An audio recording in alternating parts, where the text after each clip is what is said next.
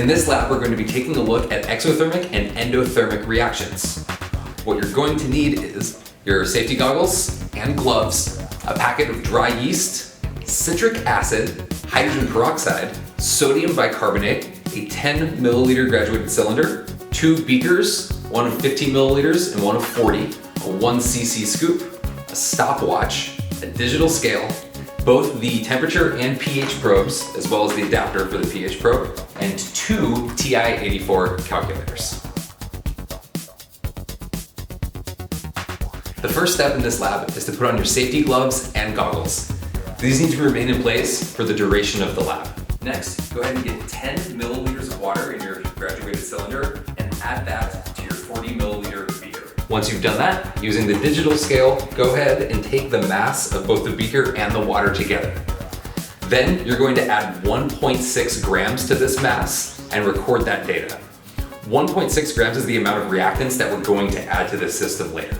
Next, using the 15 milliliter beaker, go ahead and put that on the scale and then press the tare button to zero out that measurement. Now, using the cc scoop, we're going to measure out 0.8 grams of citric acid. Once you have the 0.8 grams measured out, go ahead and add the citric acid powder into the 40 milliliter beaker with the water. It should dissolve right in there.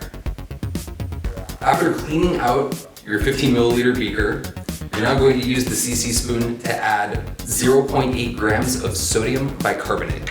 Put the beaker on the scale, zero it out, and add 0.8 grams. Set the sodium bicarbonate aside and get your 2 TI-84 calculators. Plug the temperature probe into one and the pH probe into the other with the adapter. Remove the pH probe from its buffer solution and don't forget to use a little bit of distilled water to clean it off. Take both probes and place them into this 40 milliliter beaker and wait for the readings to stabilize.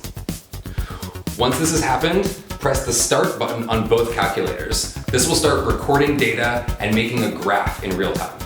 Now, carefully pour your sodium bicarbonate into the solution. Allow the reaction to take place over the course of the next 3 minutes.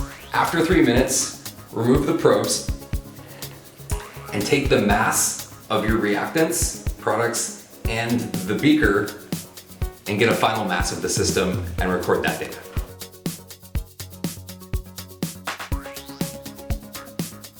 In part 2 of this lab, we'll be looking at a separate reaction.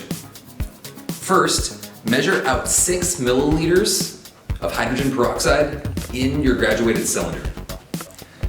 Add that 6 milliliters to the 40 milliliter beaker.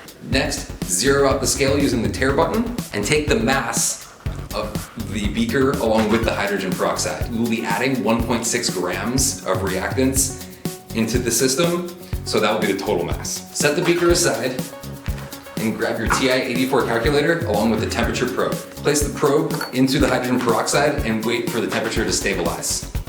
Once it's done that, go ahead and hit the start button on the calculator. Again, this will start recording data and creating a graph of the temperature. When you're ready, go ahead and add the yeast into the hydrogen peroxide and observe for 3 minutes while recording the temperature.